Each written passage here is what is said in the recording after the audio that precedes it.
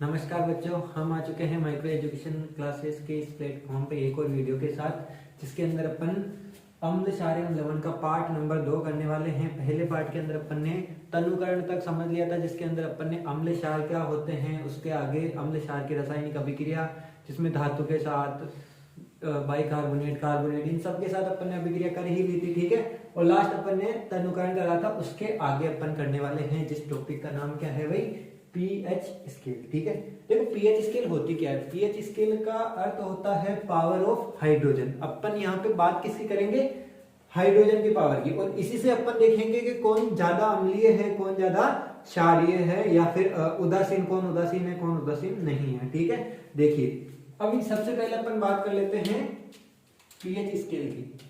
क्या होती है भाई, ये किसी विलयन में हाइड्रोजन आयन की सांद्रता ज्ञात करने वाली स्केल। तो इस स्केल का जो निर्माण करा था, देखो इस स्केल का जो निर्माण करा था वो करा था सोरेनसन नाम के एक वैज्ञानिक थे। उन्होंने पीएच स्केल को पूरा तरीके से बताया था कि पीएच स्केल होती क्या है, और पीएच स्केल किसके बारे में बताती है भाई, हाइड्रोजन आयन की सांद्रता के बारे में बताती है। ये तुमको याद रखना है, और इसी से अपन डिसाइड करते हैं कि कौन सा विलयन अम्लीय है, कौन सा विलयन क्षारीय है, या कौन सा विलयन उदासीन है। और अब देखो पीएच स्केल के अंदर होता क्या है, एक छोटी सी चीज और लिख देते हैं अपन। पीएच स्केल का अगर अपन अर्थ देखें तो पावर ऑफ हाइड्रोजन, ये तुमको याद रखना है। हाइड्रोजन, ये तुमको याद रखना है कि पीएच स्केल का पूरा मतलब क्या होता है, पावर ऑफ हाइड्रोजन, मतलब हाइड्रोजन की अपन शक्ति की बात करेंगे। देखो अब पीएच स्केल के अंदर होता है क्या भाई, पीएच स्केल के अंदर होती है एक 0 से लेके 7 तक की एक स्केल, 0 से लेके 14 तक की एक संख्या की एक स्केल होती है, जिसके अंदर शुरुआत 0 और खत्म कहाँ पे, 14 पे होता है। बीच के अंदर एक पॉइंट आता है जो होता है 7 नंबर पे। ठीक है, अभी इनके अंदर चलता कैसे है भाई, देखो पहले आता है अपने 0 से लेके 7 के बीच में, और यहाँ पे क्या होती है, सारे जितने भी विलयन इसके अंदर आते हैं वो कैसे होंगे भाई, अम्लीय। याद रखना है तुमको कि जितने भी विलयनों का मान 0 से लेके 7 के बीच में होगा वो कैसे होंगे, अम्लीय होंगे। और जितने भी विलयन है जिनका मान 7 से लेके 14 के बीच में होता है वो सारे कैसे होते हैं, क्षारीय होते हैं। ये भी तुमको याद रखना है। ठीक है, अभी देखो यहाँ से एक चीज और, जो विलयन कहाँ पे होते हैं, 7 पे होते हैं, उनको अपन क्या बोलते हैं, उदासीन विलयन। ठीक है, अभी देखो जैसे ही अपन अम्लीयता की बात करते हैं तो किधर से, 0 से लेके 7, और 0 से लेके 7 मतलब जैसे जैसे अपन 7 से इधर की तरफ आते जाएंगे, 7 से 0 की तरफ चलते जाएंगे, तो हाइड्रोजन की सांद्रता में क्या होगी भाई, वृद्धि होगी। और हाइड्रोजन की सांद्रता में वृद्धि होगी मतलब अम्लीयता में भी क्या होगी, वृद्धि होगी। ये तुमको याद रखना है, अम्लीयता में भी क्या होगी, वृद्धि होगी। और जैसे ही अपन क्या करेंगे, 7 से 14 की तरफ जाएंगे, 7 से 14 की तरफ जाने पर OH माइनस की सांद्रता में तो क्या होगी, वृद्धि, मतलब H प्लस की सांद्रता में क्या होने वाली है, कमी होने वाली है। और जैसे H प्लस की सांद्रता में कमी होगी तो वो वाला विलयन कैसा होता है, क्षारीय विलयन होता है, तुमको याद रखना है। और जैसे अपन 7 पे आ जाते हैं तो विलयन कैसा हो जाता है, उदासीन हो जाता है, तुमको याद रखना है भाई। देखो एक पॉइंट है, इधर लिखता हूं मैं, देख लेना। देखो जैसे ही पीएच का मान कितना होगा, 7 से अधिक, तो विलयन कैसा होगा भाई, क्षारीय। और जैसे ही पीएच का मान कितना होगा, 7 के बराबर, तो विलयन कैसा होगा, उदासीन। और जैसे ही पीएच का मान कितना होगा, 7 से कम होगा, तो विलयन कैसा होगा, अम्लीय। ये तुमको याद रखना है। इंपॉर्टेंट चीजें, छोटी सी चीजें, इंपॉर्टेंट चीजें, ये तुमको याद रखनी है। ठीक है, इसके आगे अगर अपन देखना चाहे तो आगे की जो इंपॉर्टेंट चीज है वो है अपने कुछ इंपॉर्टेंट ऐसे चीजें हैं जिनके अपन को क्या याद रखनी है, अम्लीयता याद रखनी है। जिसमें से सबसे पहला अगर अपन बात करें तो HCl, जिसको अपन बोलते हैं हाइड्रोक्लोरिक अम्ल, जिसका पीएच मान कितना होता है, इधर मैं पीएच मान लिख रहा हूं। ठीक है, कितना पीएच मान आने वाला है, तो हाइड्रोक्लोरिक अम्ल का पीएच मान होता है 1। उसके बाद में आता है अपना जठर रस, जो अपने पेट के अंदर होता है उसका पीएच मान कितना होता है 1.2। उसके बाद में अगर अपन बात करें तो नींबू का रस जिसका पीएच मान 2.2 होता है। उसी प्रकार अगर अपन कुछ क्षारीय चीजों की बात करें तो एक होता है मैग्नीशियम हाइड्रोक्साइड जिसका पीएच मान कितना होता है 10। और यही कुछ इंपॉर्टेंट है, इसके अलावा कुछ इंपॉर्टेंट और है जो यहाँ पे दे रखे हैं। ठीक है, देखिए अपन ने पीएच मान के बारे में थोड़ी सी चीजें कुछ जानकारी इकट्ठी करी है। अगली जानकारी जो पीएच के बारे में ध्यान रखनी है वो क्या है भाई, देखो अगली जानकारी जो पीएच के बारे में ध्यान रखनी है वो है अपने पास कि कुछ जो विलयन होते हैं वो क्या होते हैं दुर्बल अम्ल होते हैं, कुछ क्या होते हैं प्रबल अम्ल होते हैं, कुछ दुर्बल क्षार होते हैं, कुछ क्या होते हैं प्रबल क्षार होते हैं। तो देखो ये चार चीजें होती क्या है। तो पहले अपन क्या देखेंगे प्रबल अम्ल, ये है अपना प्रबल अम्ल। और प्रबल अम्ल का मतलब क्या होता है H+ आयन की जो सांद्रता होती है वो क्या होती है अधिक, सांद्रता अधिक। ठीक है, और ये याद रखना। इसका अगर अपन एग्जाम्पल लिखेंगे तो एग्जाम्पल क्या होगा, एक तो अपने HCl।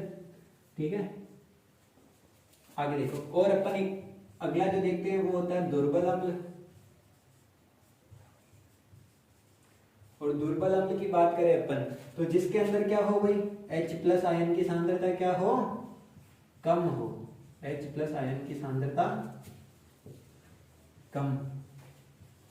ठीक है, और इसका अगर अपन एग्जांपल देखें तो वो होता है अपने एसिटिक अम्ल जिसको अपन CH3COOH बोलते हैं। सूत्र याद रखने का तरीका अगर देखो तो 6, 3 और चूहे।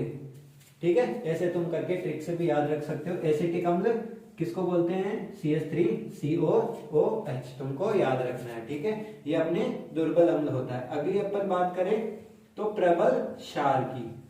देखो प्रबल क्षार की बात करते हैं अपन। प्रबल क्षार क्या होता है भाई, यहाँ पे जैसे अपन अम्ल की बात करते थे H+ आयन की बात करते हैं उसी प्रकार जैसे क्षार की बात करेंगे अपन तो कौन से आयन की बात करेंगे OH- आयन की बात करेंगे। और जिसके अंदर OH- आयन की सांद्रता क्या हो भाई अधिक हो, कैसी हो OH- आयन की सांद्रता अधिक हो। और OH- आयन की सांद्रता अधिक हो तो उसके अंदर अम्लीयता क्षारीयता भी क्या होगी अधिक होगी। अगर अपन एग्जांपल देखें तो बहुत सारे एग्जांपल है जिसमें से एक एग्जांपल इधर लिख रहा हूं मैं, क्या नाम है NaOH सोडियम हाइड्रोक्साइड जिसको अपन कहते हैं। और अगर अपन वही बात करें अपन किसकी दुर्बल क्षार की। और दुर्बल क्षार क्या होते हैं भाई, जैसे जिसके अंदर क्या हो भाई OH- आयन की सांद्रता OH- आयन की सांद्रता कम।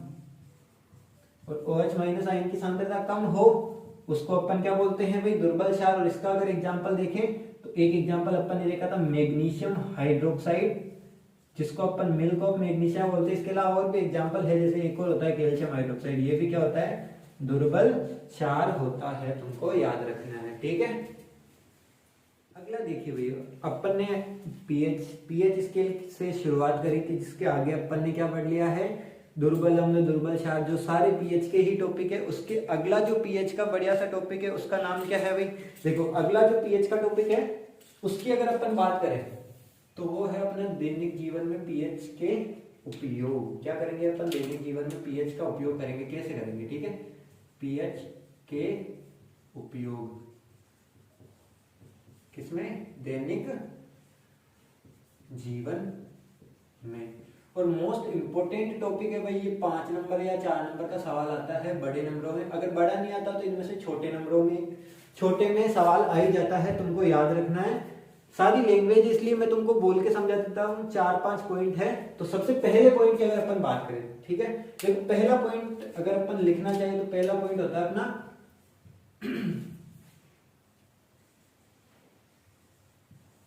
पशु व पौधों के लिए। ठीक है भाई, पशु व पौधों के लिए। देखो पशुओं व पौधों, और अगर अपन बात कर ले इधर ही तो जंतुओं के लिए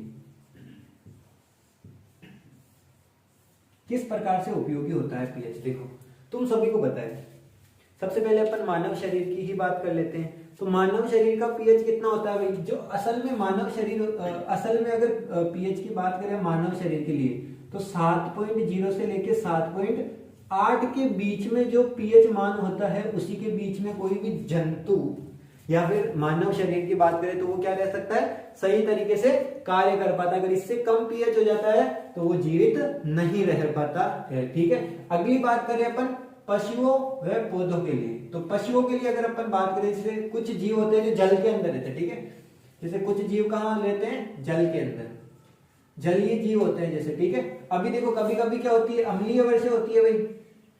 अम्लीय वर्षा सबने सुना होगा। अम्लीय वर्षा क्यों होती है?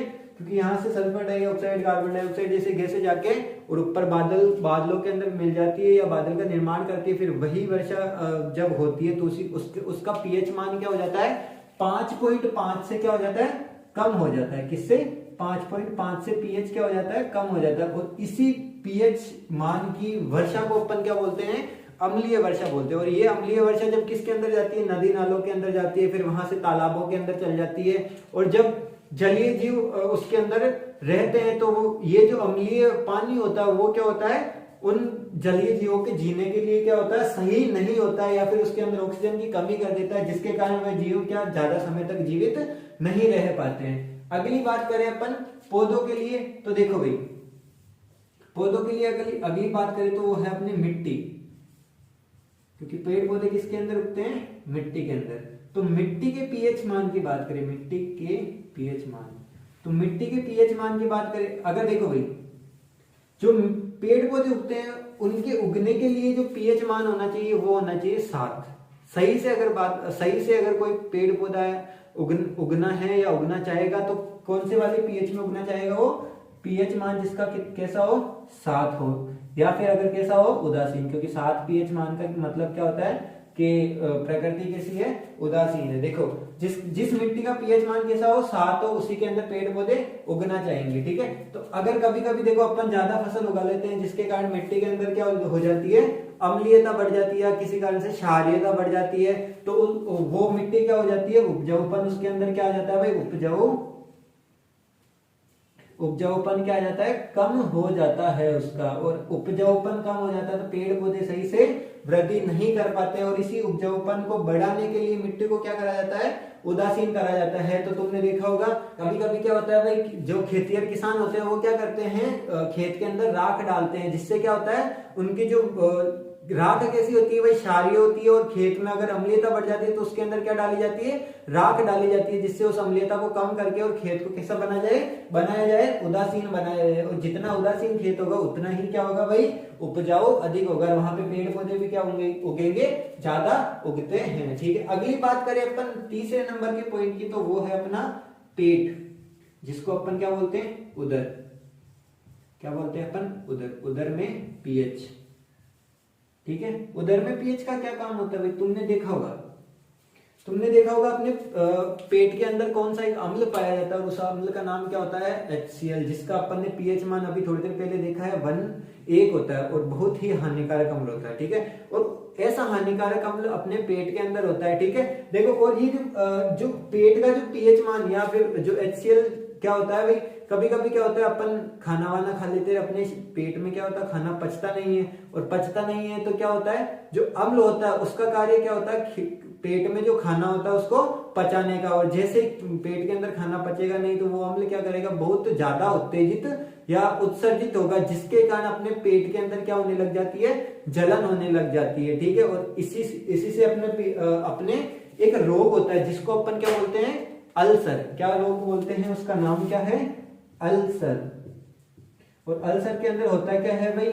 अपने पेट के अंदर ऐसे बोलते हैं कि पेट के अंदर छाले हो जाते हैं, या पेट के अंदर क्या होने लग जाती है? जलन होने लग जाती है। ठीक है, और ये किसके कारण होता है? पेट के अंदर अम्लीयता बढ़ने के कारण होता है। ठीक है, अगले पॉइंट की अगर अपन बात करें, देखो 3 पॉइंट अपन ने समझ लिए हैं। पहला है पशु पौधों और जंतुओं के लिए, दूसरा अगर अपन बात करें तो मिट्टी के पीएच में, तीसरा पेट में, और चौथा अगर अपन बात करें तो चौथे पॉइंट की अगर अपन बात करना चाहिए तो चौथा पॉइंट होगा अपने दांतों में। ठीक है, जो पीएच का मान होता है वो अगर पीएच का मान क्या हो जाता है भाई? कम हो जाता है, तो वो अपने किसका कारण बनता है? दंत क्षय का कारण। दंत क्षय मतलब क्या होता है भाई? कभी कभी तुमने देखा होगा कि बहुत से लोग होते हैं जब खाना वाना खाते हैं या ब्रश, खाना वाना खाने के बाद या पहले जब भी सुबह शाम कभी भी ब्रश नहीं करते तो उनके जो दांत होते हैं कि वो क्या हो जाते हैं, जल्दी खराब होने लग जाते हैं और धीरे धीरे करके कम उम्र में ही या समय से पहले क्या हो जाते हैं, टूट जाते हैं। वो क्यों टूटते हैं भाई? क्योंकि क्या होता है, जो खाना होता है वो अपने शरीर, जो खाना होता है वो क्या करता है, अपने दांतों के अंदर अम्लीयता को उत्पन्न करता है और अपने जो शरीर का सबसे कठोर भाग होता है वो दांत का इनेमल होता है, इसको भी क्या कर देता है भाई, शहीद कर देता है। कौन? अम्ल। क्योंकि अपना जो अपने दांतों के अंदर जो फंसा हुआ खाना होता है वो खाना क्या करता है, धीरे धीरे अम्लीयता को बढ़ाता है और अम्लीयता बढ़ते बढ़ते इतनी ज्यादा हो जाती है कि वो अपने दांतों के इनेमल को भी क्या कर देती है, खत्म कर देती है और वो किसका कारण बनता है, दंतशय का कारण बनता है। और अब देखो भाई, अगर दांत के अंदर क्या बढ़ गई है, अम्लीयता बढ़ गई है और अम्लीयता को कम करने के लिए अपन को क्या लाना पड़ेगा, क्षार लाना पड़ेगा। और क्षार के रूप में अपन किसका उपयोग करते हैं, तुम सभी को पता है, टूथपेस्ट या कोलगेट का इस्तेमाल करते हैं। किसका इस्तेमाल करते हैं, कोलगेट का, ठीक है। और कोलगेट कैसे होते हैं भाई, तुमने देखा होगा, क्षार के बारे में अपन पढ़ा है। क्षार कैसे होते हैं, कड़वे होते हैं स्वाद में। कोलगेट तो अपन मुंह में खाते हैं ना, तो जीभ से स्वाद पता ही आ जाता है कैसे होती है। कोलगेट भी कड़वी होती है, इतनी ज्यादा नहीं होती, लेकिन उसके अंदर कुछ ऐसे मीठे करने के लिए कुछ अवयव मिलाए जाते हैं, इसलिए थोड़ी अपन को सही लगती है। बाकी कोलगेट क्या होती है, क्षारीय होती है, जो अपने जो दांतों के अंदर अम्लीयता उत्पन्न होती है उसको क्या कर देती है, कम कर देती है। और लास्ट एंड फाइनल जो पीएच का उपयोग होता है वो होता है अपने, ये उपयोग नहीं होता वैसे, कुछ ऐसे जीव होते हैं अपने आसपास में, जैसे तुमने देखा होगा मधुमक्खी क्या मारती है, डंक मारती है ना। तो अपन बात किसकी करेंगे, कीटों के डंक। किसकी बात करेंगे, कीटों के डंक। तो देखो कुछ ऐसे कीट होते हैं जो क्या करते हैं, डंक मारते हैं और जिसके कारण अपने शरीर के अंदर क्या चल जाता है, अम्ल चल जाता है और अपन को क्या चलने लग जाती है, खुजली चलने लग जाती है, जिसके ऐसा मतलब ऐसा लगता है कि किसी ने कांटा चुबा दिया हो जोर से, ऐसा लगता है, ठीक है। तो ये जैसे मधुमक्खी अपन को काट ले भाई, एकदम से मधुमक्खी काट ले तो अपने शरीर में ऐसा लगता है ना बहुत तेज कांटा किसी ने चुबा दिया हो, या फिर ऐसा बहुत ज्यादा जलन होने लग जाती है, ठीक है। वो क्यों होती है भाई, क्योंकि जो ये मधुमक्खी का डंक होता है ना, मधुमक्खी का डंक, इसके अंदर एक अम्ल होता है, उस अम्ल का नाम क्या होता है, मेथेनोइक अम्ल। क्या नाम होता है, मेथेनोइक अम्ल।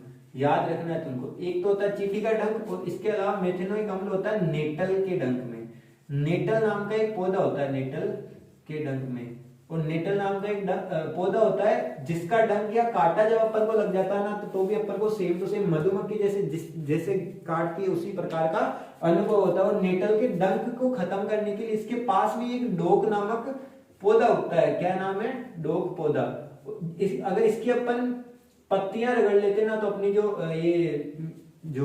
जो भी अपने को दर्द होता है वो क्या हो जाता है भाई, खत्म हो जाता है, ठीक है। और एक और अगर अपन बात करें किसकी, मधुमक्खी के डंक की, जैसे अपन को चींटी काट ले, मधुमक्खी काट ले और अपन क्या लगा दे, बेकिंग सोडा सबने सुना ही होगा, ठीक है। अगर इसका अपन देखें, इसके प्रभाव को खत्म करने के लिए अपन क्या लगाते हैं, बेकिंग सोडा, या जिसको अपन खाने वाला सोडा भी बोलते हैं, ठीक है। और बेकिंग सोडा क्या होता है भाई, सोडियम हाइड्रोकार्बोनेट भी बोलते हैं, आगे इसके बारे में अपन पढ़ेंगे, ठीक है। तो ये 4-5 कारण हैं जो अपने दैनिक जीवन में पीएच के उपयोग को दर्शाते हैं। जैसे कुछ पशु पौधों और जंतुओं के लिए किस प्रकार से होता है भाई, मनुष्य जो होता है वो 7 से 7.8 तक के पीएच में ही जीवित रह सकता है, उससे कम होता है तो या ज्यादा होता है तो वो हानिकारक होता है उसके लिए। जैसे जलीय जीवों के लिए अम्लीय वर्षा या अपने लिए भी अम्लीय वर्षा क्या होती है, हानिकारक होती है, क्योंकि अपने भी चमड़ी रोग हो जाते हैं, ठीक है। अगली बात करें अपन मिट्टी में पीएच, तो मिट्टी में उदासीन अगर मिट्टी रहती है तो उसकी उपजाऊपन क्या होता है, ज्यादा होता है, जबकि अम्लीय व क्षारीय जो मिट्टी रहती है उसका उपजाऊपन क्या होता है, कम होता है, ठीक है। अगली बात करें अपन पेट में, तो पेट में क्या होता है भाई, पेट के अंदर अपने अम्लीयता बढ़ जाती है, ठीक है, जिसके कारण अपने पेट के अंदर जलन होने लग जाती है, उसको अपन अल्सर बोलते हैं। और इस जलन को कम करने के लिए एक एंटी एसिड का उपयोग किया जाता है। किसका उपयोग किया जाता है, एंटी एसिड का उपयोग किया जाता है, जिसको अपन क्या बोलते हैं, मैग्नीशियम हाइड्रोक्साइड, और जिसका सूत्र होता है MgOH होल ट्वाइस। और एक नाम और होता है मिल्क ऑफ मैग्नीशिया। ये क्वेश्चन जरूर आता है भाई परीक्षा के अंदर, MgOH होल ट्वाइस का अन्य नाम बताओ, या फिर बोल देते हैं मिल्क ऑफ मैग्नीशिया का पीएच मान बताओ। तो MgOH होल ट्वाइस का नाम क्या है, मिल्क ऑफ मैग्नीशिया, और इसका जो अगर पीएच मान की बात करें अपन, क्या होगा पीएच मान इसका होगा 10। तुमको याद रखना है, ये थोड़ा दुर्बल क्षार होता है। उसके अंदर भी अपन ने देखा था मिल्क ऑफ मैग्नीशिया, जिसका सूत्र क्या होता है भाई MgOH होल्टो। इसका उपयोग किया किसमें किया जाता है, एंटी एसिड, मतलब एसिड को खत्म करने के लिए किसका उपयोग किया जाता है MgOH का। तुमने पिए होंगे वैसे बहुत सारे इनो, तो इन सब के अंदर भी कौन आता है, ये MgOH ही आता है। ठीक है, तुमको याद रखना है, ये 4-5 पॉइंट है जो। ठीक है, अपन ने अभी तक क्या पढ़ लिया, पीएच मान का पूरा उपयोग सब कुछ देख लिया है। इससे बाहर कुछ भी नहीं जाएगा, जो भी क्वेश्चन है उसके अंदर अपन ने कवर कर लिए हैं। ठीक है, अगली जो मोस्ट इंपोर्टेंट चीज है, इससे 101% क्वेश्चन आते हैं, कुछ भी हो जाओगे। यहाँ से 1 नंबर का क्वेश्चन आएगा, 5 नंबर का क्वेश्चन आएगा, 4 का आएगा, 3 का, 2 का, किसी का भी एक ना एक क्वेश्चन फिक्स है यहाँ से आना। ठीक है, और इसका नाम क्या है भाई, ये इतना इंपॉर्टेंट टॉपिक है, इसका नाम क्या है, अपना लास्ट एंड फाइनल टॉपिक, जिसको अपन क्या बोलते हैं, लवण। क्या बोलते हैं अपन, लवण। इंग्लिश में बोलते हैं सॉल्ट, हिंदी में बोलते हैं लवण। ठीक है, देखो लवण क्या होते हैं। अपन ने अम्ल क्षार शुरू करा था, तब अपन ने क्या देखा था भाई, कि जब अपन हमने अम्ल क्षार की रिएक्शन करवाई थी, तो अपन क्या बोलते हैं भाई, अम्ल क्षार की रिएक्शन करवाते हैं तो अपन को लवण और क्या प्राप्त होता है, जल प्राप्त होता है। तो जब भी अपन क्या करते हैं, अम्ल और क्षार की क्या कराते हैं, अभिक्रिया कराते हैं, तो अपन को क्या प्राप्त होता है, हमेशा लवण प्राप्त होता है। तो इस वाली रिएक्शन को अपन ऐसे लिख सकते हैं कि जब अपन क्या कराएंगे, ये अपने पास है एक अम्ल और ये है अपने पास एक क्षार, जब दोनों की अभिक्रिया कराते हैं तो अपन को क्या प्राप्त होता है, लवण प्लस जल प्राप्त होता है। ये तुमको याद रखना, बहुत आसान सी परिभाषा है। वैसे ये बोल सकते हो तुम, अम्ल व क्षार की अभिक्रिया कराने पर अपन को क्या प्राप्त होते हैं, लवण प्राप्त होते हैं। और इसकी परिभाषा वैसे कोई पूछता है नहीं, तुमको याद रखनी है। देखो अपन जो अगला टॉपिक करने वाले हैं ना, इसी के अंदर है लवण के अंदर, और अपन देखेंगे अलग अलग प्रकार के कुछ लवण। अगर इसके एग्जाम्पल देखना चाहिए कुछ लवणों के, तो कुछ लवण के एग्जाम्पल इस प्रकार से होता है भाई NaCl, जिसको अपन क्या बोलते हैं, साधारण नमक। अगले की अब अगर बात करें Na2SO4, ये क्या होता है, सोडियम सल्फाइड, जिसको ये भी क्या होता है, एक प्रकार का लवण होता है। अगली बात करें तो एक और होता है ZnCl2, ये भी क्या है, एक प्रकार का लवण। एक और बात करें तो अपन ZnSO4। तो ये 3-4 कुछ एग्जाम्पल है, जो किसके एग्जाम्पल है, लवण के एग्जाम्पल है। देखो भाई, लेकिन अपन को केवल एक लवण है और उसी के कुछ उपयोग देखने हैं अपन को। ठीक है, और उनसे कुछ चीजें प्राप्त होगी, उनके उपयोग अपन को देखने हैं। और वो सबसे मोस्ट इंपोर्टेंट है, वो है NaCl। इसके बारे में अपन क्या करने वाले हैं, अध्ययन करने वाले हैं। तो अपन इसी को उठाते हैं, जिसका नाम क्या है भाई, सोडियम क्लोराइड। तो ये है अपना NaCl और इसके बारे में अपन करने वाले हैं अध्ययन। पहला नंबर देखो, सोडियम क्लोराइड, इसका नाम अगर देखें अपन तो इसका नाम होता है साधारण नमक। क्या होता है इसका नाम, साधारण नमक। और इसको जो प्राप्त करने की विधि होती है ना भाई, अगर अपन अभिक्रिया लिखें तो अभिक्रिया अपन किस प्रकार से लिखेंगे, देखो एक लेंगे अपन प्रबल क्षार और एक क्या लेते हैं अपन, प्रबल अम्ल। देखो NaOH प्रबल क्षार होता है, एक लेते हैं प्रबल अम्ल, जिसको अपन क्या बोलते हैं, HCl। जब इन दोनों की रिएक्शन कराते हैं, इन दोनों की रिएक्शन कराएंगे तो तुमको पता ही क्या होने वाला है भाई, अम्ल और क्षार की रिएक्शन करवाते हैं तो क्या अपन को प्राप्त होता है, लवण प्राप्त होता है, और साथ में क्या प्राप्त होता है, जल प्राप्त होता है। या फिर इसके अंदर एक और अभिक्रिया हो रही है, जिसको अपन क्या बोलते हैं, द्विस्थापन अभिक्रिया। ये दो और ये दोनों आपस में क्रिया कर जाएंगे, ये और ये आपस में क्रिया कर जाएंगे। ठीक है, तो अपन को क्या प्राप्त होगा, एक तो H2O प्राप्त हो गया यहाँ से, और बचा हुआ क्या प्राप्त हो गया, NaCl, जो क्या होता है अपना नमक होता है या लवण जिसको बोलते हैं। तो अम्ल और क्षार की रिएक्शन कराने पर अपन को लवण और जल प्राप्त हो गया। और यही क्या होती है, साधारण नमक प्राप्त करने की विधि होती है। ठीक है, इसको अपन कृत्रिम रूप से तो ऐसे प्राप्त कर सकते हैं, लेकिन इसको व्यवसाय के रूप में भी काम में लिया जाता है। तुम सबको पता भाई, नमक अपन कहाँ काम में लेते हैं, अपन नमक को सबसे ज्यादा तो खाने के लिए काम में लेते हैं ना भाई। ठीक है, तो ऐसे तो अपन निकाल के खा नहीं सकते। तो कुछ अपने भारत के अंदर बहुत सारी ऐसी झीलें होती है, जिसको अपन क्या बोलते हैं, लवणीय झीलें, या जिसके अंदर क्या पाया जाता है, नमक पाया जाता है। लेकिन नमक के साथ में बहुत सारी ऐसी मिलावट पाई जाती है, जिसको फिर लास्ट में वो शुद्ध करके और नमक को NaCl को अलग कर लेते हैं, और बहुत सारे ऐसे लवण होते हैं उन सबको क्या कर देते हैं, अलग कर देते हैं। फिर शुद्ध नमक के अंदर आयोडीन मिला के और अपने को खाने के लिए दे देते हैं। ठीक है, थैलियों में पैक करके। देखो इस प्रकार से अपन को नमक मिलता है पानी से। ठीक है, देखो अगली बात अपन क्या करें कि इसके कुछ होते हैं उपयोग। मोस्ट इंपोर्टेंट है भाई याद रखने तुमको कि NaCl को अपन क्या बोलते हैं, साधारण नमक। ये इसकी रिएक्शन हो गई, अभिक्रिया हो गई। अब इसके क्या देखेंगे, उपयोग देखेंगे। तो सबको पता है पहला उपयोग तो खाने के अंदर किया जाता है भाई, खाने में, ठीक है। अगला उपयोग अगर देखेंगे अपन तो अगला उपयोग होता है अपने खाद्य परिरक्षण। और ये खाद्य परिरक्षण क्या बना है, अब देखो परिरक्षण। देखो खाद्य परिरक्षण की बात करें ना अपन, खाद्य परिरक्षण होता है खाने को सुरक्षित रखने के लिए। तुमने देखा होगा जैसे कोई नॉन वेज होगा, नॉन वेजिटेरियन होता है, तो वो क्या करते हैं भाई, मछली होती है ना, उसको बहुत समय तक बचा के रखने के लिए क्या करते हैं, उसके ऊपर नमक छिड़क के रख देते हैं, जिससे क्या होता है वो मछली बहुत समय तक खराब नहीं होती है। और यही क्या होता है, अपना खाद्य परिरक्षण होता है। तो पहला उपयोग क्या हो गया, खाने में, दूसरा हो गया खाद्य परिरक्षण में।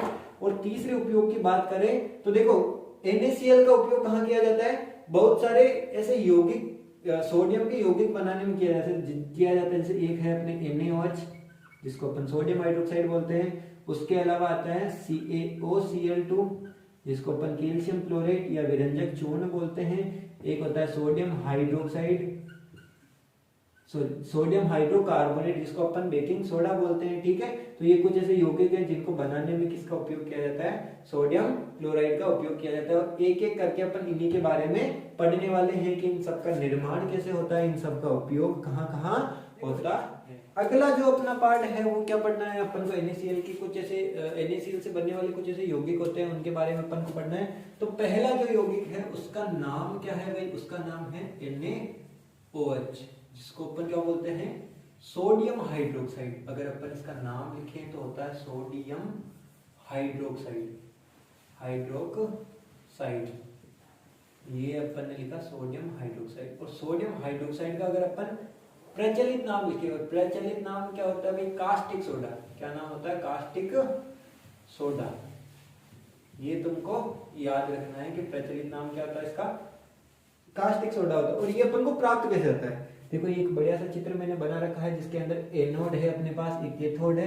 ये दो अपन ने वो लगा रखे हैं, ठीक है, इलेक्ट्रोड लगा रखे हैं, और बीच के अंदर बिल्कुल मस्त सा पानी भर दिया है, ठीक है। और कुछ अपन ने खाने बना रखे हैं जिसके अंदर से अपन क्या क्या मिलाने वाले हैं, एक एक करके नाम लिखने वाला हूँ, ठीक है।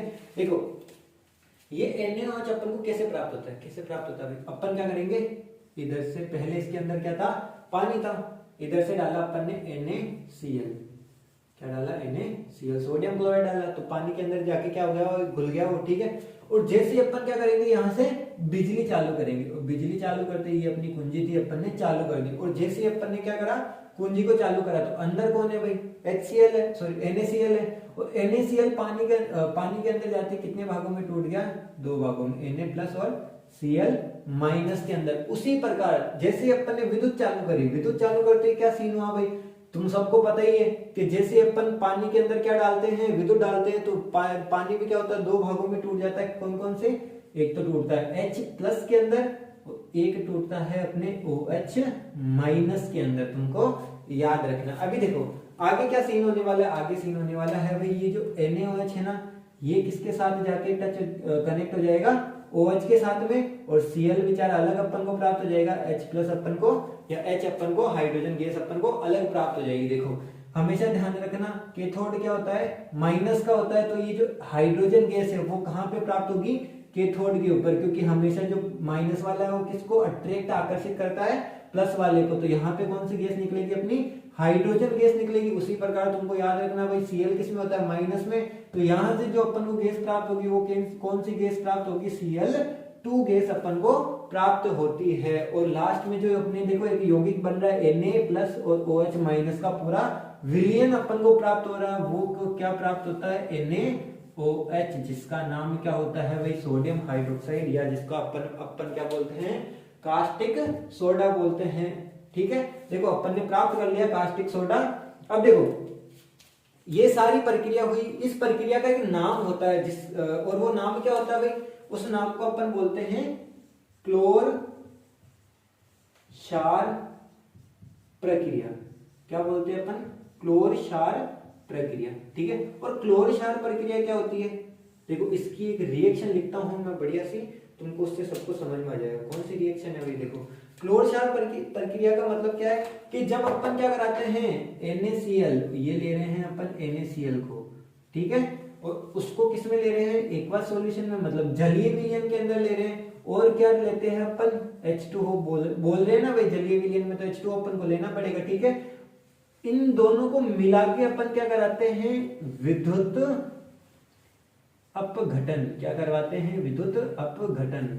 और जैसे ही अपन विद्युत अपघटन कराएंगे तो तुमको पता ही है, मैंने अभी बताया था तुमको कि एक तो क्या प्राप्त होगा NaOH, ये है अपने पास NaOH, और क्या प्राप्त होने वाला है अपने पास Cl2 गैस, और क्या प्राप्त होगी H2 गैस अपन को प्राप्त होती है। तो तुमको प्रोडक्ट या उत्पाद तुमको याद रखने हैं कि जब क्लोर-क्षार प्रक्रिया होती है तो अपन को क्या क्या प्राप्त होता है, एक तो सोडियम हाइड्रोक्साइड, जिसको तुमको सबको पता है क्या बोलते हो तुम सब, क्षार बोलते हो भाई इसको, और एक प्राप्त होता है क्लोरीन, Cl2 को अपन क्या बोलते हैं क्लोरीन बोलते हैं ना। तो अपन को एक तो क्लोरीन प्राप्त हो रहा है, एक अपन को क्षार प्राप्त हो रहा है, इसलिए इस प्रक्रिया को नाम क्या दे दिया इन्होंने, क्लोर-क्षार प्रक्रिया।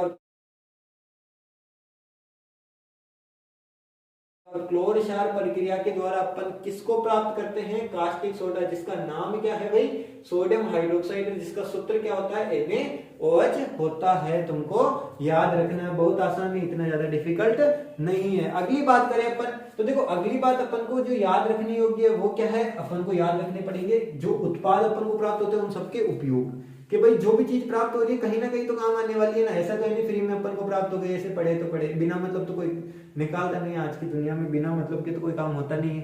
तो मतलब तो अपन को पता होना चाहिए ना। तो क्या मतलब है भाई, देखो NaOH, बात किसकी करेंगे अपन, NaOH के उपयोग की, मोस्ट इंपोर्टेंट है भाई, परीक्षा में आता है ये, ठीक है। तो NaOH का पहला उपयोग क्या होता है भाई, देखो पहले तो अपन इसका उपयोग करते हैं ग्रीस हटाने के लिए, ग्रीस हटाने में, ठीक है। अगली बात करें अपन तो इसका उपयोग करते हैं अपन कागज की जो फैक्ट्री होती है उसके अंदर, कागज फैक्ट्री में। एक और उपयोग की बात करें अपन तो अगला उपयोग होता है इसका साबुन बनाने में, साबुन या अपमार्जक बनाने में, साबुन या अपमार्जक, जानते हो भाई सब अपमार्जक,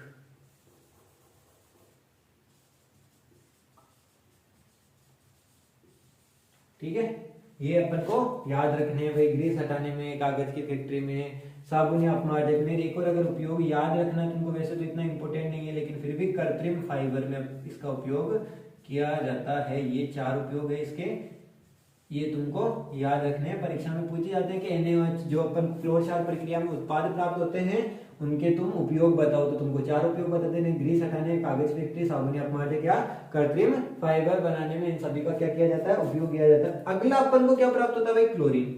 क्लोरीन कहाँ कहाँ काम आता है, देखो क्लोरीन का अगर अपन क्या देखेंगे उपयोग देखेंगे, तो क्लोरीन का उपयोग अगर अपन देखें तो देखो कहाँ कहाँ क्लोरीन काम में आता है।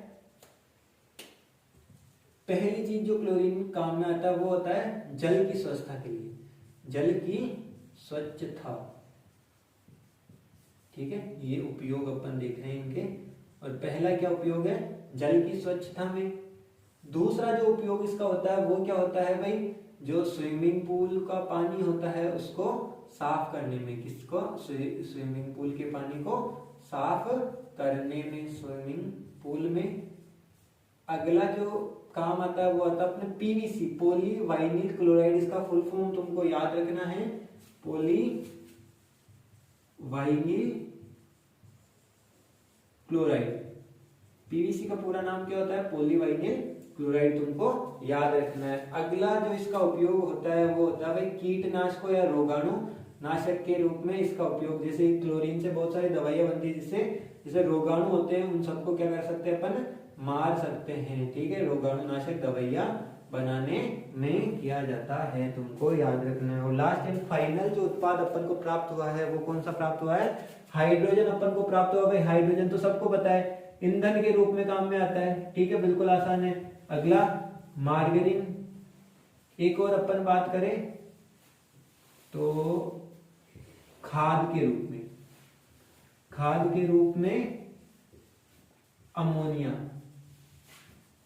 जब अपन अमोनिया का निर्माण करते हैं किसका उपयोग करके, हाइड्रोजन का उपयोग करके, तो अपन खाद के रूप में अमोनिया का निर्माण करते हैं। तो ये तुमको याद रखना है। अपना पहला कौन सा पॉइंट था भाई, सोडियम क्लोराइड की अगर अपन बात करें तो पहला होता है अपन अपना सोडियम हाइड्रोक्साइड, ठीक है, जिसका नाम क्या होता है सोडियम हाइड्रोक्साइड। अगर इसका प्रचलित नाम देखें तो वो होता है कास्टिक सोडा। अब ये जो प्राप्त होता है वो अपन को क्लोर क्षार प्रक्रिया से जो इस प्रकार से रखी है जिसके अंदर क्षार और एक क्लोरीन प्राप्त होता है, इसलिए इसको क्या बोलते हैं अपन, क्लोर क्षार प्रक्रिया बोलते हैं। इसके कुछ उपयोग होते हैं जैसे ग्रीस हटाना, फैक्ट्री, कागज फैक्ट्री में साबुन अपमार्जक, कृत्रिम फाइबर। उसके अलावा हाइड्रोजन अपन को प्राप्त होती है, उसके भी कुछ उपयोग होते हैं। उसके अलावा क्लोरीन प्राप्त होती है, उसके भी कुछ उपयोग है, जो इस प्रकार से अपन ने लिख लिए हैं और ये बहुत अच्छी तरीके से अपन ने समझ लिया है, ठीक है। ये तुमको याद रखना है। एक पॉइंट अपन ने समझ लिया जिसका नाम क्या है, सोडियम हाइड्रोक्साइड। अगर दूसरे पॉइंट की अपन बात करें तो उसका नाम क्या होता है भाई, विरंजक चूर्ण। क्या नाम है, विरंजक चूर्ण। ये क्या बोला है, इसको भी समझते हैं। देखो नंबर 2, पहले इसका सूत्र देख लेते हैं, जिसका सूत्र होता है CaOCl2। अगर अपन, ये तो होता है इसका प्रचलित नाम, ठीक है, और इसका असली नाम जो होता है वो होता है भाई, घर पे भी बुलाते हैं ना, तो घर पे तो इसको क्या बुलाते हैं, विरंजक चूर्ण, और बाहर जो असली नाम है वो है कैल्शियम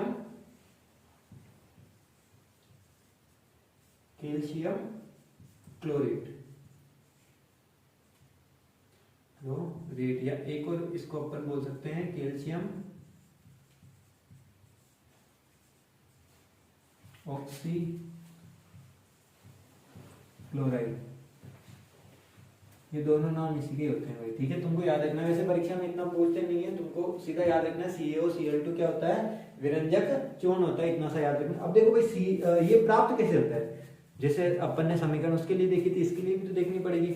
तो कैसे प्राप्त होता है, देखो भाई, अगर अपन इसका देखेंगे सूत्र या रासायनिक सूत्र या रासायनिक समीकरण देखेंगे, ठीक है, रासायनिक समीकरण देखते हैं, ठीक है, रासायनिक समीकरण अगर इसकी अपन देखेंगे तो कैसे अपन को प्राप्त होता है। तुमने देखा भाई, क्या देखा कि अपन को उसके अंदर क्या प्राप्त हो रहा था, क्लोरीन प्राप्त हो रहा था। अब क्लोरीन प्राप्त हो रहा था, उस क्लोरीन को अपन क्या करेंगे, उस वाले क्लोरीन को अपन किसके अंदर मिलाएंगे, एक बहुत ही प्रचलित नाम है, क्या नाम है, कैल्शियम हाइड्रोक्साइड, जो अपन ने पहले चैप्टर के अंदर, दूसरे चैप्टर के अंदर भी बहुत ज्यादा पढ़ा है, जिसको अपन क्या बोलते हैं, बुझा हुआ चूना। तुमको याद रखना है भाई। तो कैल्शियम हाइड्रोक्साइड की रिएक्शन अपन जो क्लोरीन अपन को प्राप्त हुआ था उससे कराएंगे तो अपन को एक नई चीज प्राप्त होती है, जिसको अपन क्या बोलते हैं, कैल्शियम ऑक्सीक्लोरेट या विरंजक चूर्ण कहते हैं, ठीक है, तुमको याद रखना। तो ये इसके क्या होती है, रासायनिक अभिक्रिया होती है, जो क्या होती है भाई, कैल्शियम हाइड्रोक्साइड को अपन किसके अंदर मिलाते हैं, क्लोरीन, या फिर कैल्शियम हाइड्रोक्साइड में किसको मिलाते हैं, क्लोरीन को मिलाते हैं, तो अपन को क्या प्राप्त होता है, कैल्शियम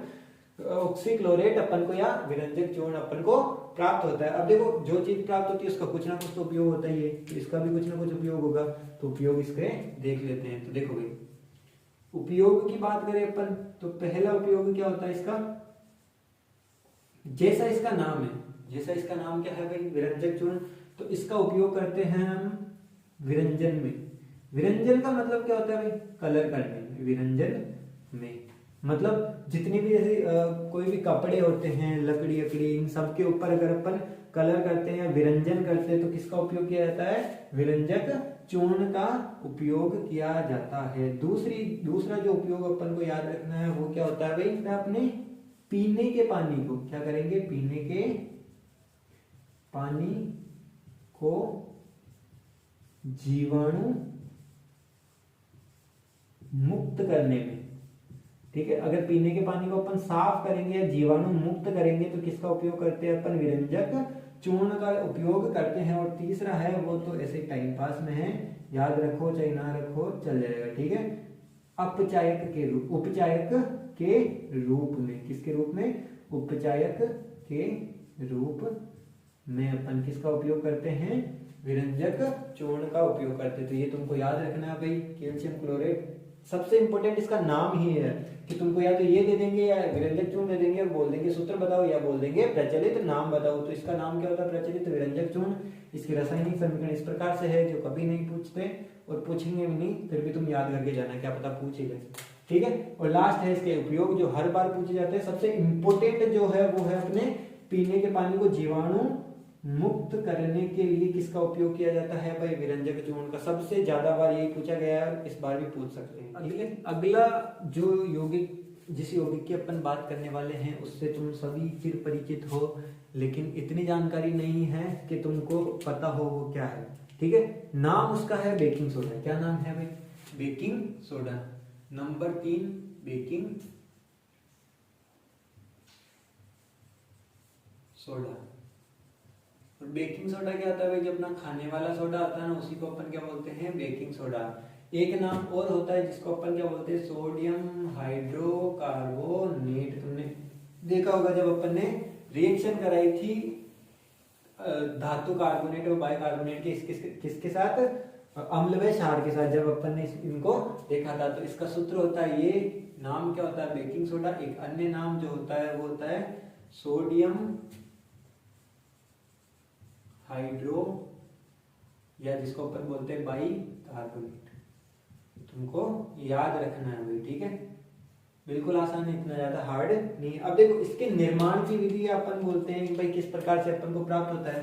तो देखो इसके अपन निर्माण की विधि, जो भी अपना रासायनिक समीकरण अपन लिखने वाले हैं वो कौन सी है? देखो अपन क्या करेंगे, जो अपने पास क्या है भाई? NaCl है ना अपने पास। अपन नमक से ही बना रहे सब कुछ, या नमक से जो चीजें प्राप्त हो रही है उन्हीं से अपन क्या करा रहे हैं? आगे कुछ यौगिक बना रहे हैं जो अपने को किस प्रकार से काम आने वाले। तो अपन क्या ले रहे हैं? NaCl किसके अंदर? जल के अंदर। और फिर उसके अंदर क्या डालेंगे? अमोनीकृत CO2। अमोनीकृत CO2 का मतलब क्या होता है? NaCl जल के अंदर डाल दिया, और CO2 किसके साथ ले रहे हैं? अमोनिया के साथ। किसके साथ? अमोनिया मतलब NH3 के साथ। और जब इनकी रिएक्शन होती है आपस में, तो अपन को प्राप्त क्या होता है भाई? जब इन सब की रिएक्शन होगी तो अपन को प्राप्त होगा NH4Cl, और साथ में अपन को प्राप्त होता है सोडियम हाइड्रोकार्बोनेट। इसको बोलते हैं अपन अमोनियम क्लोराइड, इसको बोलते हैं अपन सोडियम हाइड्रोकार्बोनेट, जिसका नाम क्या होता है भाई? बेकिंग सोडा होता है। तुमको याद रखना है, ये एक रिएक्शन होती है जो तुमको याद रखनी है, ठीक है। आगे देखो, अभी देखो भाई, अभी चीज प्राप्त हुई तो उसका उपयोग तो देखना ही पड़ेगा ना अपन को। तो क्या देखेंगे? इसका उपयोग। उपयोग कैसे आता है भाई? देखो जो सोडियम हाइड्रोकार्बोनेट है ना, पहला उपयोग, अगर पहले उपयोग की अपन बात करें तो इसका पहला जो उपयोग होता है वो होता है बेकिंग पाउडर बनाने में। क्या बनाने में? Baking powder. और बेकिंग पाउडर का नाम तुमने सुना ही होगा। और बेकिंग पाउडर बनता कैसे है? देखो जब अपन क्या करेंगे, ये सोडियम हाइड्रोकार्बोनेट है, ठीक है। इसके साथ में अपन क्या ले लेंगे? एक ले लेंगे अम्ल, और क्या ले लेंगे? सोडियम हाइड्रोकार्बोनेट, जिसको अपन बोलते हैं NHCO3। तो इन सब के मेल से अपन को जो चीज प्राप्त होती है उसको अपन क्या बोलते हैं भाई? Baking powder.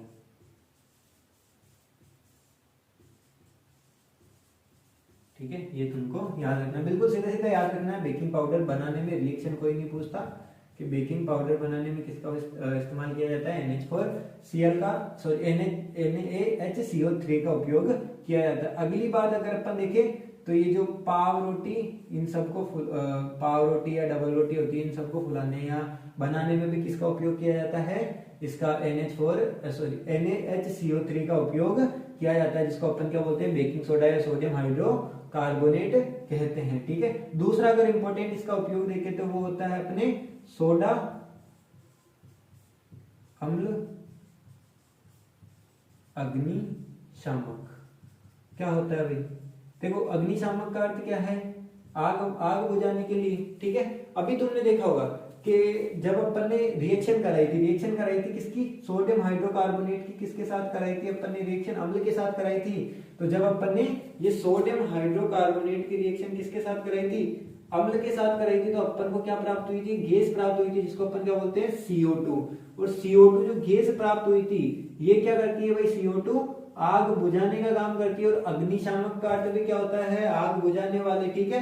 तो ये जो सोडियम हाइड्रोकार्बोनेट है, इसका उपयोग किसके अंदर किया जाता है? आग बुझाने में किया जाता है, जिस विधि का नाम क्या है? सोडा अम्ल अग्निशामक, जिसके अंदर एक तो होता है H2SO4 जो होता है अपने अम्ल, और एक किसको लेते हैं? सोडियम हाइड्रोकार्बोनेट को। और इन दोनों की जब रिएक्शन कराते हैं तो कौन उत्पन्न होती है? CO2 CO2 उत्पन्न होती है और ये CO2 जहां पे आग लगी होती है वहां पे जाके और आग को क्या कर देती है, बुझा देती है। ये तुमको याद रखना है। तो इसके दो उपयोग है जो तुमको याद रखना है। पहला है बेकिंग पाउडर बनाने में और दूसरा उपयोग क्या है भाई, सोडा अम्ल अग्निशामक के रूप में इसका उपयोग किया जाता है। याद अगला क्या है अपना, तीन तो अपन ने पढ़ लिए हैं, सोडियम हाइड्रोकार्बोनेट पढ़ लिया अपन ने, बेकिंग सोडा जिसको बोलते हैं, कैल्शियम क्लोराइड पढ़ लिया जिसको कैल्शियम ऑक्सीक्लोराइड पढ़ लिया जिसको अपन क्या बोलते हैं, विरंजक चूर्ण बोलते हैं। एक और होता है अपने सोडियम हाइड्रोक्साइड जिसको अपन क्या बोलते हैं भाई, वो कास्टिक सोडा बोलते हैं। ये अपन ने तीन पढ़ लिए हैं, ठीक है। अगला जो है उसका नाम है अपने,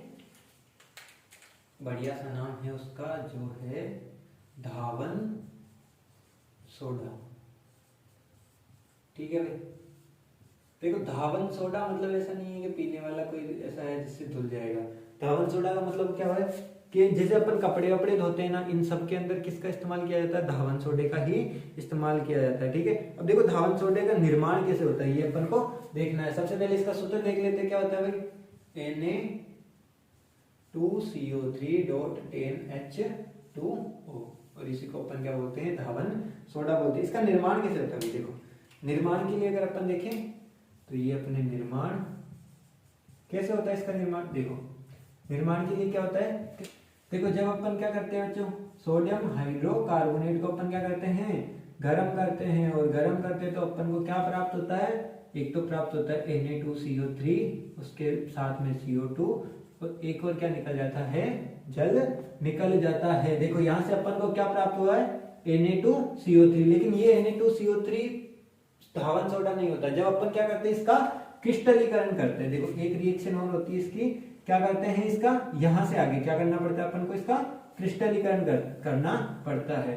तो Na2CO3 क्या करेंगे अपन, इसका क्रिस्टलीकरण, और क्रिस्टलीकरण करने पर अपन को क्या प्राप्त होता है, धावन सोडा। मतलब इसके अंदर क्या करेंगे, ये 10H2O जोड़ा तो अपन को क्या प्राप्त हुआ, Na2CO3.10H2O और इसी को अपन क्या बोलते हैं, धावन सोडा बोलते हैं। अब देखो कुछ चीज अपन को प्राप्त हुई तो फिर से अपन को उपयोग तो लिखना पड़ेगा भाई, तो उपयोग फिर से लिखते हैं, क्या क्या उपयोग इसके हैं। तो पहला उपयोग की बात करें अपन, देखो धावन सोडा नाम जिस प्रकार से है तो पहला इसका उपयोग क्या होता है भाई, देखो कांच, साबुन आदि बनाने में। दूसरी चीज की अपन बात करें, पहला उपयोग तो हो गया, दूसरा है बोरेक्स जैसे, देखो बोरेक्स क्या होता है, बोरेक्स जैसे सोडियम के कुछ यौगिक होते हैं और, ठीक है, जिनमें से एक का नाम क्या है, बोरेक्स जैसे सोडियम यौगिक प्राप्त करने में, सोडियम यौगिक प्राप्त करने में। अगली बात अगर अपन करें तो तीसरा पॉइंट क्या है भाई, घरों की साफ सफाई के अंदर, देखो साबुन सरफ जितनी भी चीजें होती है उन सबसे क्या करते हैं, घरों की साफ सफाई करते हैं ना, तो घरों की साफ सफाई में।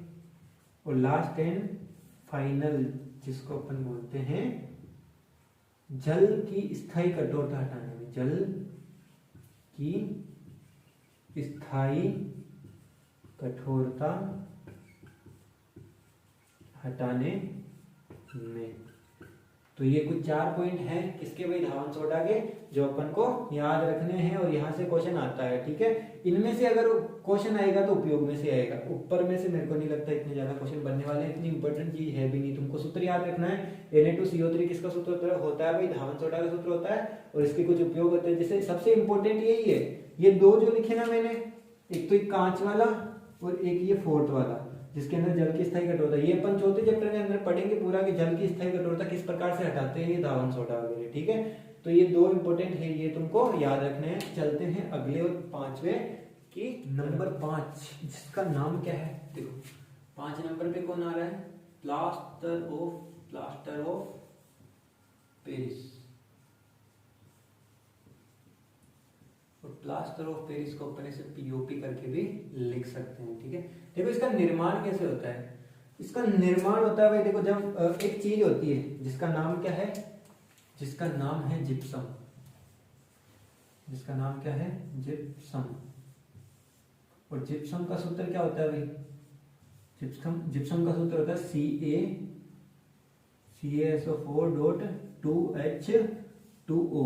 कैल्शियम सल्फेट के साथ में कितने अणु हैं जल के, 2 अणु जल के हैं। और जब क्या करते हैं भाई, इस कैल्शियम सल्फेट के 2 अणु जल को अपन क्या करेंगे, गर्म करेंगे। और कितने डिग्री टेम्परेचर पे, 373 केल्विन पे क्या करेंगे अपन, इसको गर्म करेंगे। और जैसे ही 373 केल्विन पे गर्म करेंगे तो ये क्या होएगा भाई, अलग अलग भागों में टूटना चाहेगा। और टूटेगा कैसे, देखो एक तो टूटेगा ये CaSO4.12H2O, उसके अलावा जो टूटेगा 1.5 अणु जो जल का होता है ना, 1/2 अणु जल का, वो क्या होता है, बाहर निकल जाता है। ठीक है, और इससे ये जो अपन को एक प्रोडक्ट प्राप्त हुआ है, उत्पाद प्राप्त हुआ है, उसको अपन क्या बोलते हैं, POP, क्या बोलते हैं, प्लास्टर ऑफ पेरिस कहते हैं। ठीक है, इसको अपन क्या बोलते हैं, प्लास्टर ऑफ पेरिस बोलते हैं। और इसके कुछ उपयोग होते हैं भाई, उपयोग इधर पास में लिख देता हूं। इसके 2 उपयोग अपन को याद रखने।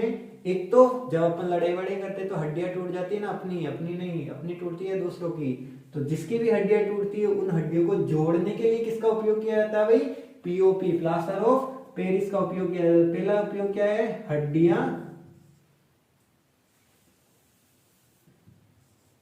हड्डियां जोड़ने में। और दूसरा अपन देखते हैं, जब भी गणेश चतुर्थी होती है, माता जी जो नवरात्रे होते हैं, उस टाइम क्या बनती है भाई, मूर्तियां लाला के अपन विस्थापित करते हैं ना, तो वो मूर्तियां किसकी बनी होती है, प्लास्टर ऑफ पेरिस की। तो अपन क्या बनाने में, खिलौने या मूर्तियां बनाने में किसका उपयोग किया जाता है, प्लास्टर ऑफ पेरिस का उपयोग किया जाता है। तुमको याद रखना है। बस एक छोटा सा क्वेश्चन और आता है भाई कि जब अपन प्लास्टर ऑफ पेरिस को क्या रख दें, आर्द्र या नम जगह पर रख दें, मतलब ऐसे गीली जगह पर रख लेंगे, तो तुम सबको पता है भाई ये कैल्शियम सल्फेट, ये है ना POP, प्लास्टर ऑफ पेरिस, जब ये क्या करेगा भाई, टूट रहा है ऐसे, तो ये इसकी अभिक्रिया उल्टी भी तो हो सकती है ना, कि जब ये किसके साथ, जल के संपर्क में आएगा तो फिर से अपने 1.5 अणु ले लेगा और क्या बना लेगा, जिप्सम बना लेता है। तो देखा होगा तुमने, प्लास्टर ऑफ पेरिस जो भी होता है उसको अपन क्या करते हैं, जब जल से भिगोते हैं और सूखने के लिए छोड़ देते हैं तो वो कितना ठोस हो जाता है, और वो किसका निर्माण कर लेता है, जिप्सम का निर्माण कर लेता है। तुमको याद रखना है, ये छोटी सी चीज है, क्वेश्चन है तुम्हारे, तो आ भी सकता है 1 नंबर के में, कि जब क्या करें, ये प्लास्टर ऑफ पेरिस किसके साथ मिल जाए, जल के साथ मिल जाए, तो किसका निर्माण कर लेता है, फिर से जिप्सम का निर्माण कर लेता है। ये रिएक्शन कैसी हो जाती है, उल्टी हो जाती है, फिर से याद रखना है तुमको। ठीक है, अभी देखो भाई, आज का लास्ट टॉपिक है क्रिस्टलीकरण का, क्रिस्टलन का जल, वो करते हैं और वीडियो की तरह। अपन ने 4-5 कुछ सोडियम क्लोराइड से प्राप्त होने वाले कुछ यौगिक थे, उनके उपयोग अपन ने देख लिए हैं, जो अपने लिए सबसे मोस्ट इंपोर्टेंट है इस चैप्टर में से। और वहीं से क्वेश्चन आएंगे, कुछ भी पढ़ने की जरूरत नहीं है, वो पढ़ लेना वहां से अपने, और जितना मैंने पढ़ाया वो पढ़ लेना, उससे बाहर कुछ नहीं जाने वाला। ठीक है, एक भी क्वेश्चन, कुछ इंपॉर्टेंट चीजें बताइए वो भी देख लेना भाई। ठीक है, देखो अगली जो चीज और लास्ट एंड फाइनल इस चैप्टर को खत्म करने वाली जो चीज है वो है अपने क्रिस्टलन का जल। अपन कब से बात कर रहे हैं भाई, कब से बात कर रहे हैं कि अपन ने कुछ ऐसे एग्जांपल देखे। एक देखा है अपन ने, देखो एग्जांपल से समझाता हूं। अपन ने क्या देखा, सोडियम कार्बोनेट के कितने अणु थे भाई, साथ में 10 अणु थे। अगली बात करें अपन तो एक और देखा है अपन ने, कैल्शियम सल्फेट के साथ में कितने, 2 अणु जल के थे। एक और देखा है अपन ने, कैल्शियम सल्फेट के साथ में कितने अणु जल के थे, ½ अणु जल के थे। और 1-2 एग्जांपल की अगर अपन बात करें तो एक और होता है अपने CuSO4.5H2O, एक और होता है अपने पास FeSO4.7H2O। ठीक है, तो ये कुछ एग्जांपल है जिनके अंदर तुम सबको दिख रहा होगा पीछे की तरफ कुछ ना कुछ जल के अणु निकल के बाहर तुमको दिख रहे हैं, और यही क्या कहलाते हैं, क्रिस्टल के जल कहलाते हैं। देखो भाई, Na2SO4 क्या होता है, लवण होता है, CaSO4 लवण, CaSO4 फिर से लवण, CuSO4 ये भी लवण होता है, FeSO4 ये भी क्या होता है, लवण होता है। बात क्या कर रहे हैं, लवण के एक इकाई सूत्र में, ये लवण का एक इकाई सूत्र है, उसके अंदर कितने जल के निश्चित अणु उपस्थित है, उन्हीं को अपन क्या बोलते हैं, क्रिस्टलन का जल कहते हैं। तो ये अपना जो एक इकाई सूत्र है किसका, लवण का, उसके अंदर कितने निश्चित अणु जो जल के, इसमें देखो भाई कितने अणु हैं, 10 अणु जल के हैं, तो ये क्या कहलाते हैं, क्रिस्टलन का जल कहलाता है। तुमको याद रखना है कि लवण के एक इकाई सूत्र में उपस्थित जल के अणुओं की संख्या को अपन क्या बोलते हैं, क्रिस्टलन का जल कहते हैं। कुछ ऐसे एग्जाम्पल है जिनके नाम मैंने तुमको बता रखे हैं पहले, फिर भी एक बार और बता देता हूं। इसका नाम क्या होता है भाई, धावन सोडा। इसका नाम क्या होता है भाई, कैल्शियम, ये जिप्सम। अगले की बात करें तो plaster of Paris, plaster of Paris. और उसके अगले की बात करें अपन तो इसका नाम होता है नीला थोता, और इसका नाम होता है हरा थोता। याद रखना है। देखो इसका कलर हरा होता है इसलिए इसको हरा तोता बोलते थे, इसका कलर नीला होता है इसलिए इसको नीला तोता। देखो भाई अपन ने दूसरा चैप्टर पूरा खत्म कर लिया है। ये तुम उम्मीद है तुमको समझ में आया होगा बहुत अच्छी तरीके से। नहीं समझ में आया तो कमेंट कर सकते हो कि भाई ये पार्ट अपन को हमको समझ में नहीं आया है, फिर से बता देंगे तुमको, ठीक है। और वीडियो अच्छा लगा तो चैनल को सब्सक्राइब करो, वीडियो को शेयर करो और लाइक कर दो, ठीक है। Thank you.